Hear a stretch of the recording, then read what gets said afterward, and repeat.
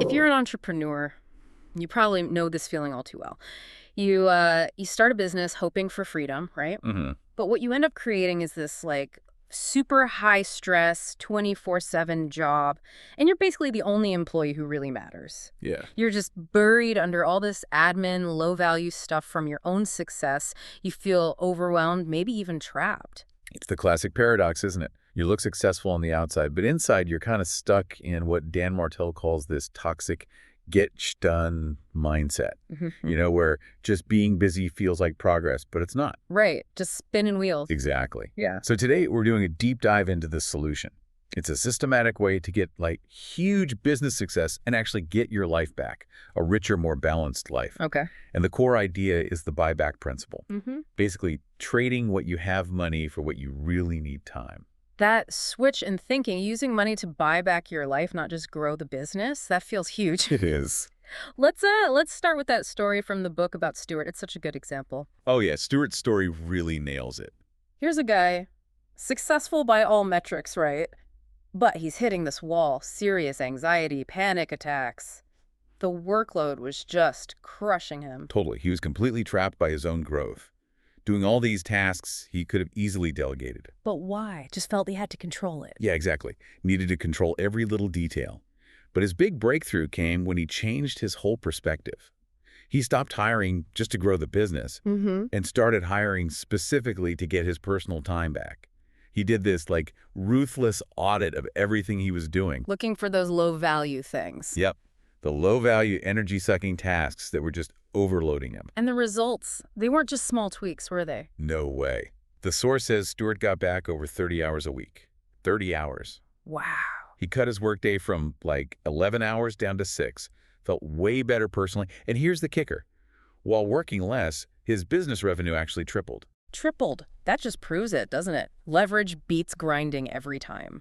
Systems matter more than just sheer effort. Absolutely. And it perfectly sets up this idea of the pain line. Okay, the pain line, that sounds painful. Well, it is. It's that point where the stress of managing everything just becomes too much. It forces you to make a big choice. Change or what? Burnout? Exactly. You either fundamentally change how you operate, how you manage your time and team, or you kind of fall into self-sabotage. Self-sabotage, how does that look? The source mentions 3 ways, really. You might sell the business too early just to escape. Or you might subconsciously slow things down, sabotage growth without realizing it. Or you just stall out completely because you're the bottleneck holding everything back. Okay, so hitting that pain line feels almost inevitable if you're growing. How do you get past it? And, stay past it. You need a system, a continuous process. Martell calls it the buyback loop. A loop, so it's ongoing. Yep. It's a cycle you keep repeating. 3 simple steps. Audit, transfer, and fill. Okay, audit, transfer, fill. Break that down for us. First, audit. You got to track everything you do. Be ruthless. Find those low-value tasks, the ones that just drain your energy. Right. Get honest about where the time's really going. Then transfer. You document those tasks, create a process, and then delegate them. Hand them off to someone else. Okay, delegate or hire someone. Exactly. And third, this is crucial, fill. You take that time you just bought back, and you fill it with high-value, high-impact work. The stuff that really moves the needle. The stuff only you can do. It's not about just working less hours overall, then. Not necessarily. It's about working smarter, focusing your energy where it counts the most. It's a continuous improvement cycle. I like that. It acknowledges that things are always changing, always growing, and that idea that busy doesn't equal productive. Mm. That's key for the audit part, right? Totally. And to audit effectively, you need to know what you're aiming for, what's worth protecting your time for. That means finding your genius zone. Genius zone. So what you're naturally good at. It's more than just skill. It's where your natural talents meet tasks that actually energize you and where you deliver the biggest results. The source mentioned that just pushing through something you hate isn't grit, it's just a grind. Exactly. Perseverance without passion is just painful. Like Oprah, right, the example used. Her genius wasn't just being on TV, it was that deep connection she made with people. Perfect example. High Yeah. skill, high energy, massive impact. That's the zone. So how do we find our genius zone? How do we filter tasks during that audit? Okay, this is where the DRP matrix comes in. It's the main tool for the audit step. Super practical. DRP matrix. Okay. DRP looks at every task based on 2 things. how much energy it gives you or takes from you, and the financial return it generates. Energy and money. Got it. So what are the quadrants? Right, there are four. Yeah. 1, delegation. These are low money and they drain your energy. Think basic admin, sorting emails you don't need to see. Get rid of these first. Delegate immediately. Okay, low money, low energy, outsource it. Exactly. 2, replacement. Now, these are high money, so they're important for the business, but they drain your energy. This is the danger zone. You're making money, but killing yourself doing it. Yeah. You have to replace yourself here, systematically. We'll get to how later. High money, low energy. Risky. 3, investment. These are low money, but they light you up. This is personal stuff, hobbies, family time, learning, exercise, stuff that fuels you. You absolutely have to protect this time. It's crucial for avoiding burnout. Low money, high energy. Protect it. Makes sense. 4, production. And this is the sweet spot, high money, and it lights you up. This is your genius zone. Maximize every minute you can spend here. High money, high energy. That's the goal. That's the goal. That matrix makes it really clear. Yep. Eliminate delegation, replace yourself in replacement, protect investment, maximize production. Simple. But the big question for everyone is the money, right? How do I afford to hire someone to delegate or replace me, especially when I feel stretched thin already? Yes.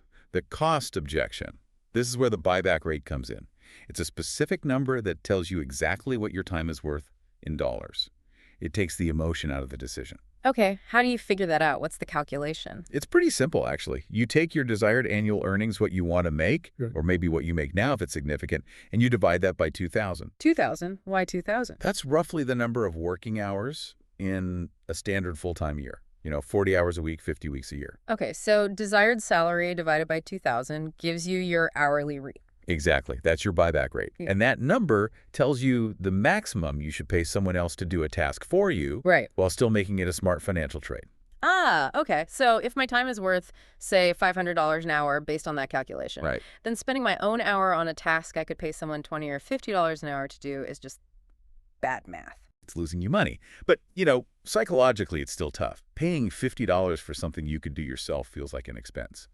How do you trust that the hour you free up will actually generate that $500 in value? Yeah, that's the leap of faith, isn't it? It is. You have to see it as an investment, not a cost. An investment in moving towards higher value activities and making that mental shift, trusting that money can buy time. That's what lets you move up the 3 trade levels. Okay, 3 trade levels. Let's unpack those. They show how an entrepreneur evolves. Yeah, they map the journey. 1, level 1 trader, the employee. This is where most founders start. You're trading your time directly for money, working crazy hours, often feeling like you just created a demanding job for yourself. Trading time for money. Got it. 2, level 2 trader, the entrepreneur. This is the big shift we've been talking about. You start trading money for time, you use capital management. Your buyback rate helps here to delegate and hire. This is where you apply the buyback principle to scale your freedom and the business. Money for time. That's the core of buying back. Exactly. And then there's 3, level 3 trader, the empire builder. Think Richard Branson.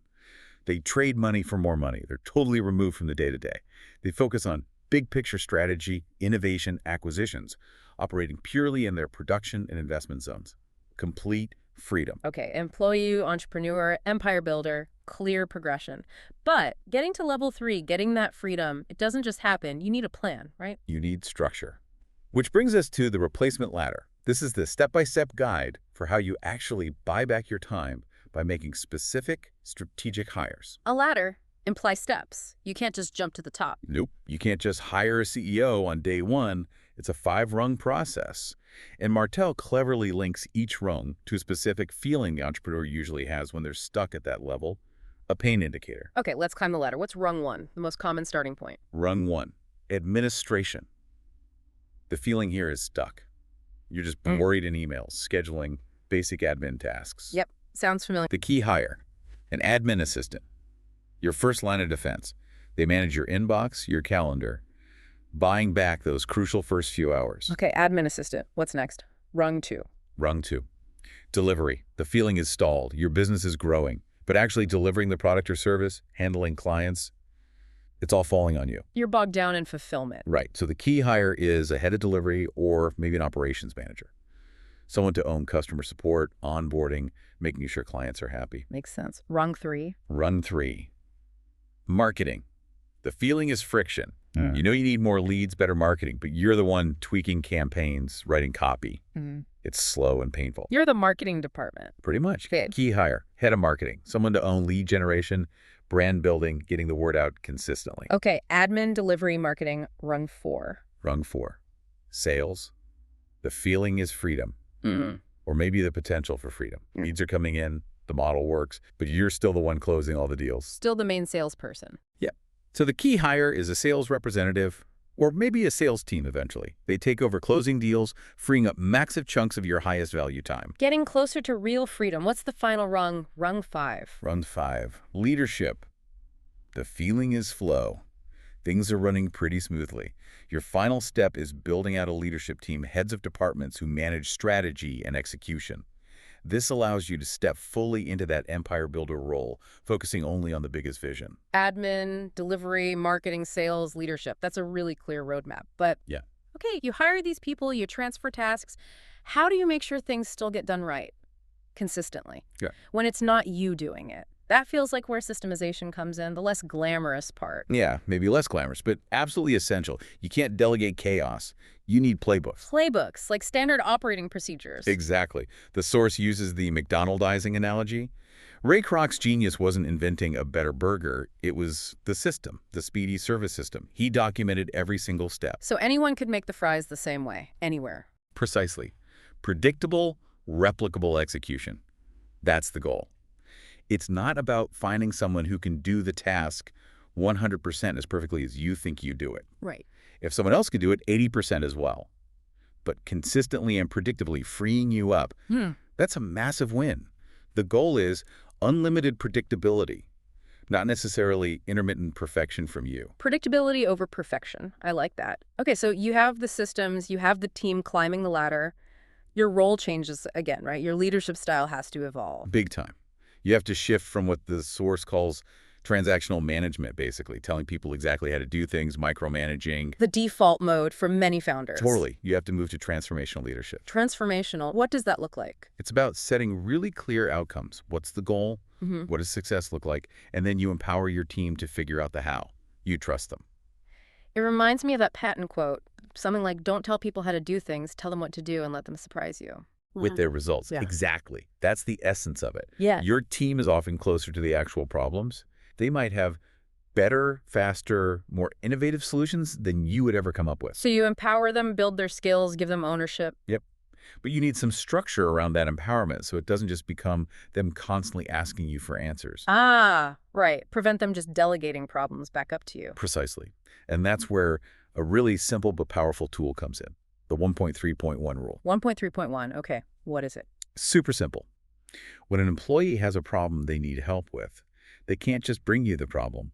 They have to come prepared. They define one problem clearly. They propose 3 realistic solutions to that problem, and they recommend one of those solutions as the best path forward. 1 problem, 3 solutions, 1 recommendation. That's it. That forces them to think critically, to own the solution-finding process. It stops the leader from just being the answer machine, saves huge amounts of your mental energy. Exactly. And speaking of saving energy and making better decisions, when you are hiring people for that replacement ladder, there's a smarter way to do it than just interviews and resumes. Okay. It's the test-first hiring method. Test first, so you actually see them do something. Yes. Instead of just talking about work, you give top candidates a paid short-term test project. Right. Real work, relevant to the role. Like a trial run. Kind of. It lets you see their actual skills in action, how they communicate, how they solve problems, their energy, before you commit to hiring them full-time. It filters out people who look good on paper but can't deliver, saves massive time, and prevents costly hiring mistakes. That makes so much sense. See the capability, not just the claims. Okay, so we've audited, transferred, built systems, hired using tests, developed leaders. We've bought back all this time. What's the ultimate point? It's got to be more than just optimizing the business, right? Absolutely. It all comes back to designing the life you want, not just the business. And for that, you need a compelling 10x vision. 10x vision, like thinking really big. Really big and really specific. You need to define not just the future business, but the team running it, the empire you might build. And crucially, the lifestyle you actually want to live in, say, 10 years. What does that look like in detail? The source mentioned Lane Merrifield, founder of Club Penguin. Yeah, great example. He sold to Disney for $350 million. That wasn't just about hitting revenue targets. It was driven by a huge, clear vision for his life, and the business was the vehicle to get there. Without that vision, you're just buying back time with no purpose for it. Exactly. And to make sure that vision, that ideal lifestyle, actually happens and doesn't get swamped by everyday chaos, you need proactive planning. Beyond just the week, you need to schedule your preloaded year. Preloaded year. Okay. Sounds intense. It's based on Stephen Covey's classic Big Rocks idea. Remember that one? Yeah. Put the big important things in the jar first, then the pebbles fill the gaps. Right. So for your year, you identify your big rocks, first the non-negotiables, important health appointments, birthdays, anniversaries, family vacations, maybe a personal development retreat. The important life stuff. The most important life stuff. Yeah. You schedule those into your calendar first, block out that time before you fill in all the smaller business tasks, the meetings, the pebbles. Because if you fill the calendar with pebbles first, There's no room left for the big rocks. The stuff that actually defines your quality of life slips away. it's counterintuitive almost. Planning creates freedom. That's the insight. Good planning creates space for spontaneity because your most important commitments are already locked in. You're not constantly juggling. Okay, so you have the vision, you preload the year. How do you keep score? Make sure you're actually living that balanced buyback life. You need a dashboard, a way to check in regularly. That's the 7 Pillars of Life framework. 7 tillers. Okay, what are they? These are the core areas that need consistent attention to avoid burnout and regret, even when the business is flying. They are health, hobbies, spirituality, whatever that means to you, friends, love, partnership, family, finances, and mission, your work purpose. Health, hobbies, spirituality, friends, love, finances, mission. You got to keep an eye on all 7. Are you investing time and energy across the board? Because success in finances and mission at the expense of health or love, that's not the goal. That leads to being rich but miserable. Or alone. Precisely. The ultimate aim, as the source quotes Rob Hill, is building a life you don't need a vacation from. A life you don't need a vacation from. That's a powerful goal. So, wrapping up, the buyback principle isn't really about reaching some finish line called retirement, is it? No, not at all. It's a continuous philosophy. You keep applying the audit transfer fill loop, keep trading money for time, keep refining your systems so you can stay in your genius zone and live fully across all those pillars. It's about sustained passion and purpose. A completely different way to think about work and life. And that ongoing transformation brings us to a final thought, a question really, for you, the listener, to take away. Okay, lay it on us. If real success means finding freedom and fulfillment in your genius zone and living across all 7 pillars, what is the one activity from your investment quadrant? Remember, low money, but lights you up. Maybe it's a hobby, maybe strengthening a relationship, maybe focusing on an aspect of your health. What is that one thing you absolutely must prioritize and schedule this week, today even, to make sure all the time you're fighting to buy back actually leads to a richer life, not just, ending up successful?